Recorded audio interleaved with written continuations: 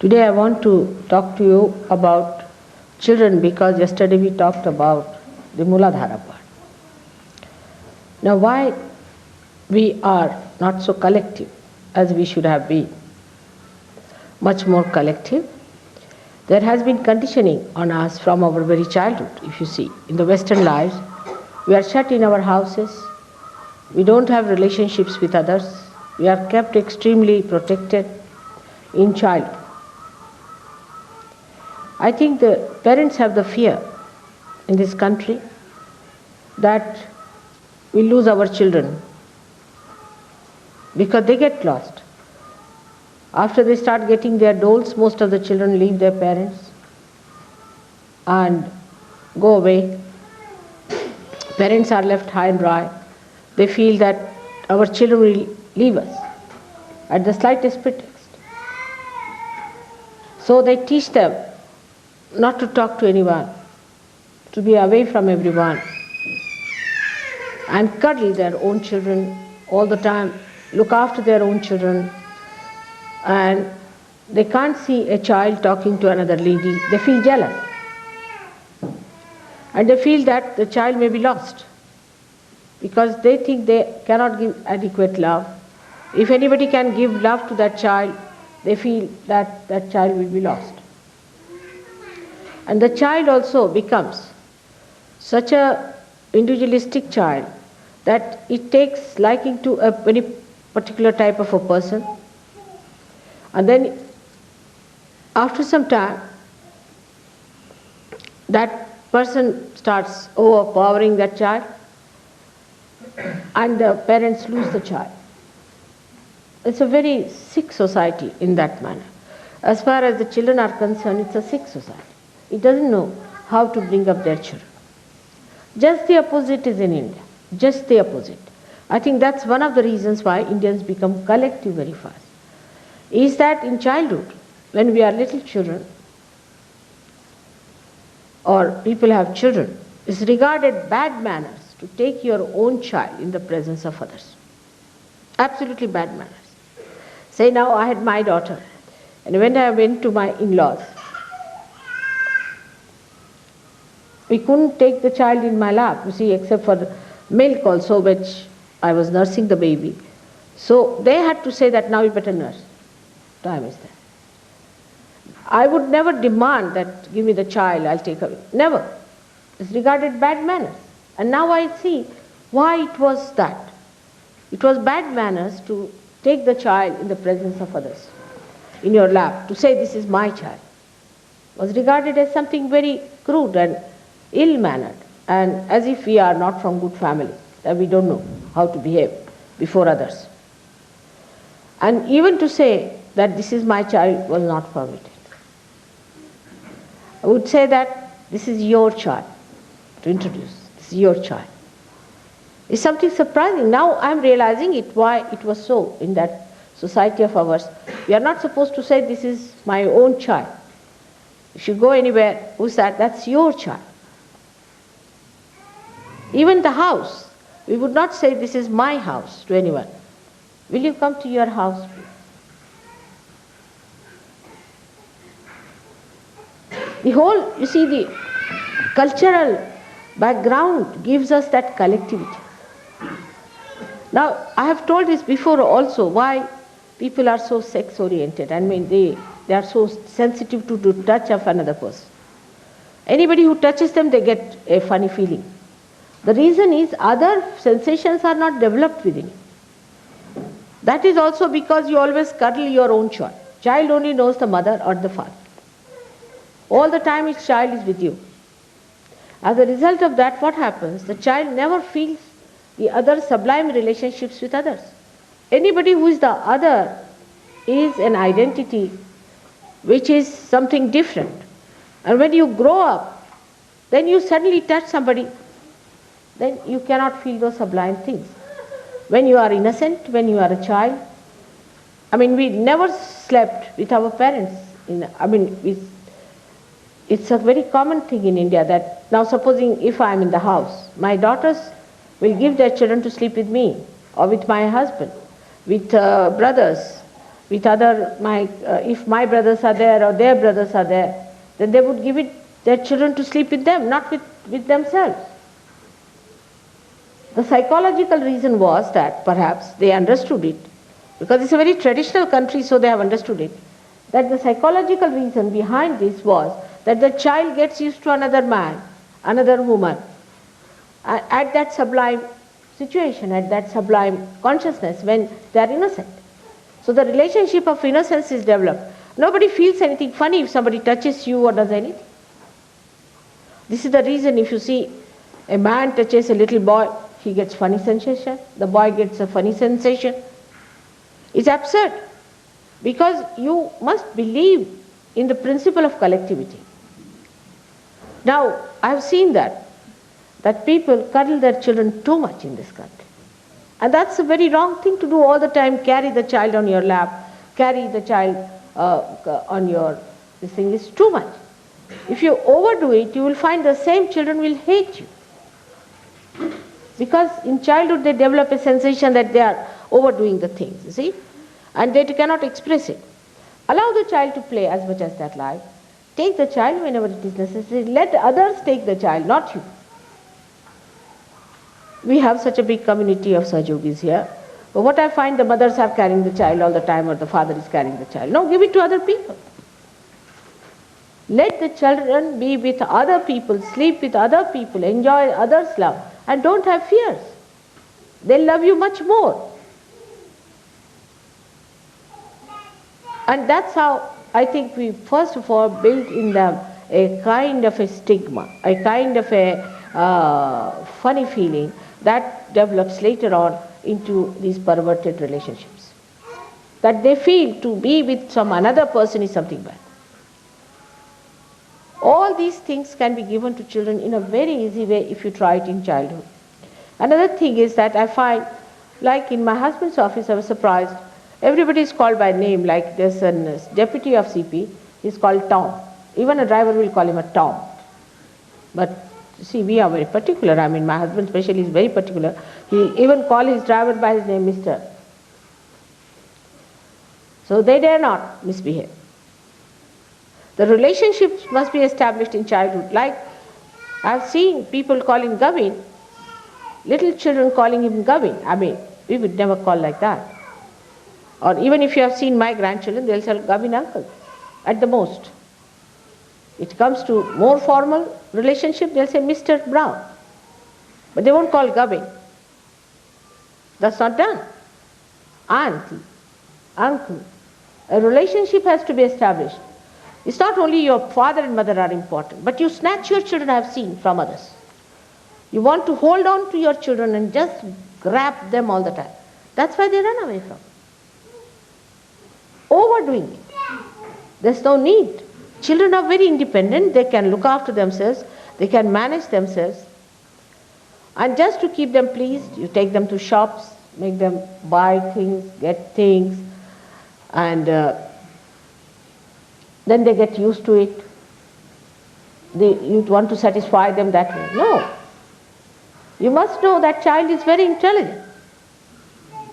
And you have to bend the child's mind according to your own understanding of collectivity. And if you do not do that, they'll become like all other children who are just vagabonds. I see them, as I told you once, I was coming from Oxted, and there were some children about from 8 to 9 years of age, not very big. They were of some public school, had no discipline. They entered into my compartment. It was a first class compartment. And they had some sort of sharp things with them, some knives maybe or some razors. They started rip opening all the seats for nothing at all. And they didn't do anything to me, of course. And I was quite worried. I said, why are you doing this? So they said, shut up. So I got up, went to another compartment, and they said, there are some 2 boys who are traveling with them. They were smoking, sitting down nicely on the other side. So I went and told them, these boys are doing like this. So they came back, they slapped them nicely, slapped them, hit them. And they didn't even cry, nothing of the kind, and pushed them back into their places. And then next station came in, the station master came and he was saying, now what to do now? You must learn to discipline your children from now. Why can't they sit in the program quietly? What's the problem with them? From the very beginning, they must be made to feel the vibrations. They must be made to sit with other people. It's because they find that their parents are their own, the rest are not. That's how racialism also develops, because they think the other people who are not fair are not our own. All kinds of these scorpion type of temperaments, or you can call a snake-like temperaments, the secretive set temperaments develop when you start getting them exclusive to yourselves. On the contrary, if you allow them to be open, talking to everyone, opening their hearts to everyone, even the people who are grown up shudder from touching another's child, I have seen. They'll ask 10 times, should I take the child? What's the harm? I mean, in India, you go to anybody's house, they'll just pick up the child. And now they say it is for protection of disease and all that. But on the contrary, children develop more immunity. Overprotected children are very dangerously placed because they have no immunity for anything. Imagine in that country we have all kinds of parasites living. All kinds of parasites. Still we exist better because we have immunity to so many things. And that's how you people become very weak, health-wise. Imagine I went to Australia, and we have 3-4 Indian boys there. They came to help me with the kitchen, lifting all the big things here and there. So I asked one of them, I said, why not ask these boys to do something? He said, they are only nice to look at, mother, but they have no strength. They have no strength. I have seen that. And it happens more in countries like in England, where it's such a bad climate, you keep your children inside, they don't go out. You all the time shut your children. They become selfish. They become very mean and very short-sighted. Open them up. Now you have a community. You have a trustworthy community. But you don't. Then one person will just, a dominating person will come out, catch hold of your child, and use that child, blackmail you for the child, do all kinds of things. But if you just allow the child to play about with everyone, just allow, diseases will disappear, you will be surprised. Also, supposing you have a problem, say even with the back agya, if others are handling, it disappears. Because somebody has better vibrations, the bhoots leave you. But if you just all the time hold, you are a person suffering from a back agya yourself. You are holding all the child to yourself, the child has to suffer. We actually send our children to other people in very childhood, trusting them. And they love the children. Because here people don't believe that you can love the children. So here we have to trust others with our children. And that's the reason I think the children become so exclusive, they stick on to you, they cannot go to anyone. But you see in India, when you go, I don't know if you have visited any homes or not, the children will be the first to receive them. They'll say, all right, sit down. Then they offer you something. If somebody is not in the house, they will look after you. And they'll know everything about you, what you said, what you asked for, what you wanted, everything. So sweetly, you know. Everything is on the record. And they have names for every uncle, for every auntie. And they remember all those things all their life. I met such children whom I had looked after in my childhood, in their childhood I would say more. And they remember all that I told them, the stories I told them and how I looked after them, and every little things they remember. It's so sweet to know that they know all those things still. One of them is now working in the World Bank. She got a big job in the World Bank. She came down the other day and she just started crying like a little baby in my lap, you see. I said, what's the matter? She said, Auntie Ji, I remember those days, you see. And so fond of me that she once went to a shop and she saw a sari, quite grown up, which I used to wear the same type of sari, yellow colored one she saw. She said, that's my auntie's sari. And she went and bought that sari. She said, that's my auntie's sari. Quite grown up. All these little things children remember, all the sublime things, all the noble things, all the things that are very pure. But you don't expose them, you just overpower the children, too much of it. And also then the children try to attract your attention all the time because they are used to you. They'll ask 10 questions, they'll talk too much, they will say things, and you will be tired. I know that when I was coming by train, I had a lady traveling with me. Her name is Clive's wife. What's her name? She was traveling with me and her son. And poor thing, she couldn't talk to me because she had to tell stories to him and then this to him, and she wouldn't leave. I said, you just neglect him. Just neglect for a while, and the child is better. And the same advice I gave to Barbara. Her son is very good. He went to Warren when he was there. He went to every person. He went and asked everyone. He went round the whole hall and looked at everyone. But in India, children do that. They are worried about everyone. They will go and see the vibrations. This exclusiveness and overpowering, you really hate your mothers and hate your fathers when you grow, if they are very over-possessive. This is possessiveness and a fear that we lose a child. Actually, you will really lose if you have this kind of a fear and if you overpower your children. That's what I've seen, that children who would like to be in the program, no, all the ladies are standing outside as punishment. Why? Make them sit. They'll be all right. They'll sit quietly. They won't make any noise.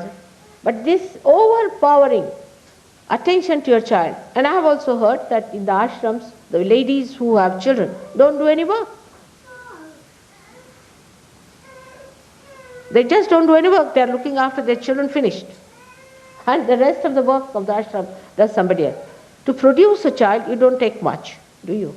There's nothing great that you have produced a child, first of all.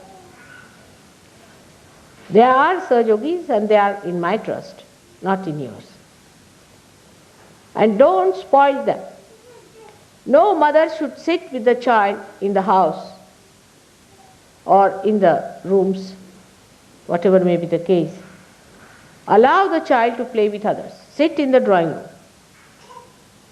But they will take the child, sit in the room, feed the child, look after they have only one work, is to look after the child, finished. It's like an emotional blackmail, I think. That you just take the child to yourself and sit down there and say that, oh, I'm looking after the child, so other one thinks, oh, all right, she's a mother. I have so many children here. This motherhood should not give you such a funny idea that you have become so great that you should sit down and do nothing else. My family, I had 11 brothers and sisters. And my mother, I think, was president of a congress in Nagpur of Madhya Pradesh. She went to jail 5 times.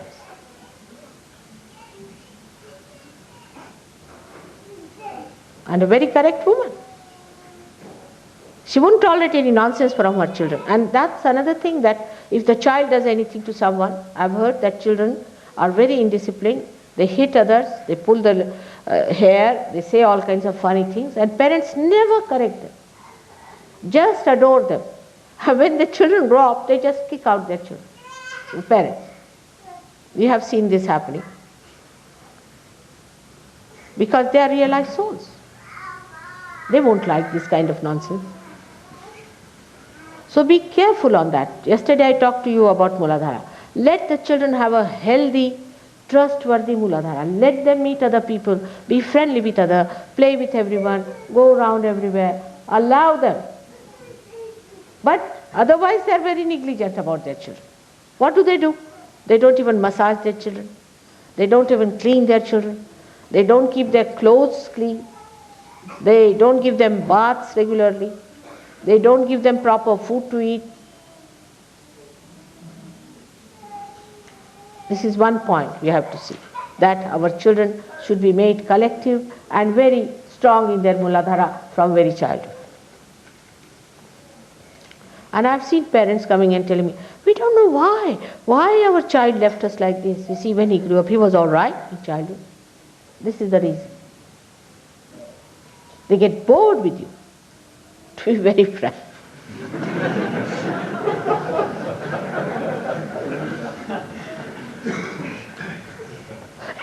That's the only answer. Suddenly, you see, my son left me. Suddenly. Why? I mean, he was all right till yesterday. He must have been fed up now. Run away from this place. So they must have their own friends and they must go round, and it's really, comparatively if you see, the children have no wisdom of their own because the parents are so overpowering. They don't allow children to grow in proper way, to understand anybody else.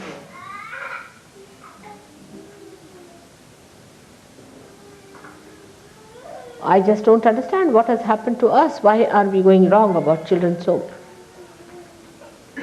Now, another point one has to see about ashrams, which I need not have said before, but now I must tell you that we have to be responsible people. That is also there. From childhood, if you don't have sense of responsibility, you can never develop it later. Like electricity bills goes up like hell. People never put off their lights. I mean, there is a switch which is to be put on and also put off. It's not only for putting on. Small things like gas or electricity thing, if once they are in the ashram, they don't bother. It's your ashram. Then food. The amount of food that is thrown away is something surprising. No value for food.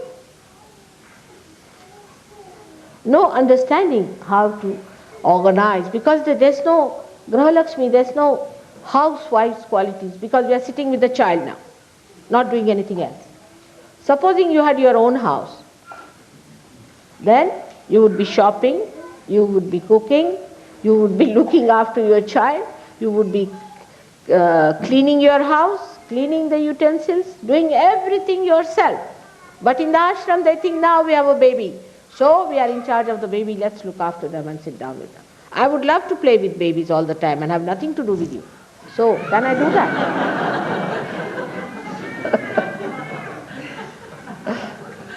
Can I do that? I cannot. In the same way, we must understand. Now, we should not waste food. There are many people in this world who are starving. We have no business to waste food at all. I mean, on this, you'll be surprised that even the richest of richest in India would not leave anything in the plate. Richest of richest.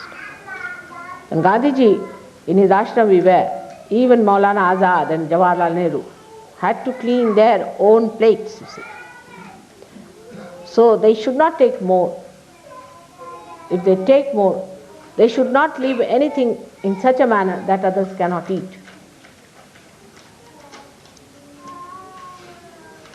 Waste of food, a waste of electricity, waste of other energies, without understanding it means money. That's why you never have money.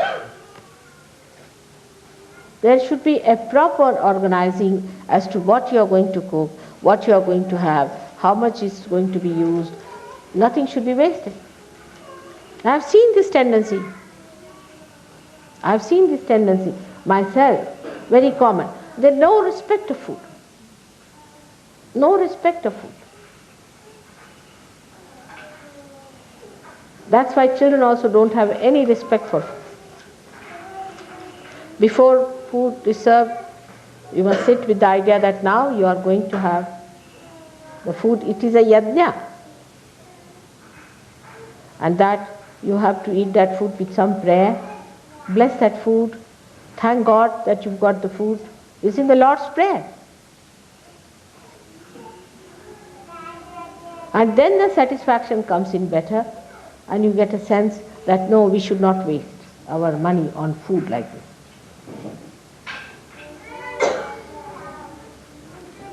There are so many other things one has to know about children, that you must know about their vibrations. You should be alert about their vibrations. Try to find out what's wrong with them. What do they do? Now, for example, you find a child who is misbehaving. Don't go on all the time with him. Call the child once, make the child sit down and talk to the child that you shouldn't do like this. When you are in with mother, pay attention to her. It is you who is going to mold these new children who have been given to you specially because you are Sahaj Yogis, and not to ruin their lives. You know, some children have become mad with this kind of a thing, like Datta who was here.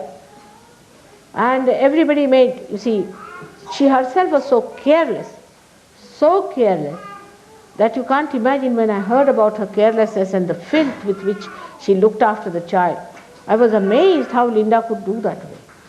And you should not be another Linda's to spoil that child's health, mind, everything. If you have a clean, neat place and a proper place, children would love it to be there.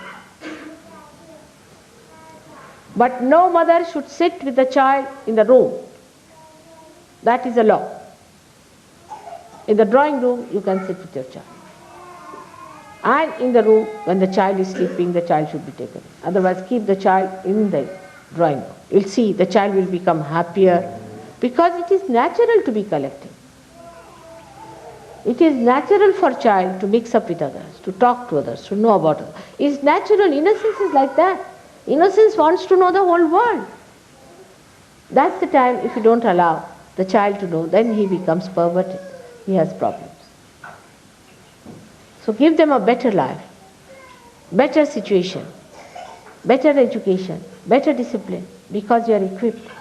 Don't give them what you had. This is real love. Otherwise, it's possessiveness. I wanted to talk about this because yesterday I talked to you about Muladhara, and I have been seeing and noticing what's happening to your children.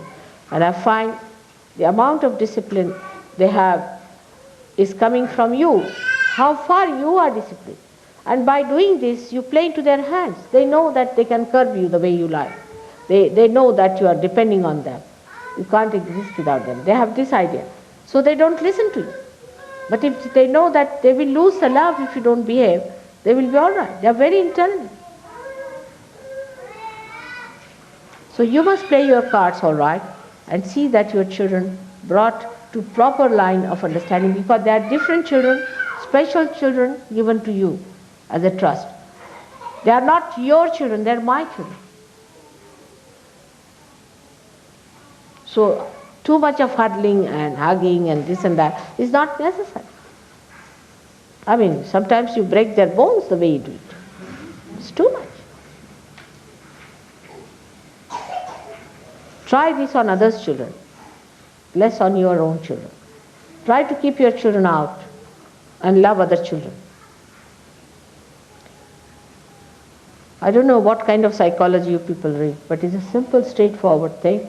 We must understand, as we are Sahaj Yogis, that children have to be collectivity. Otherwise, I have to again break my head with them for being collective. They should be naturally collective. All right, Gami, let's have the puja.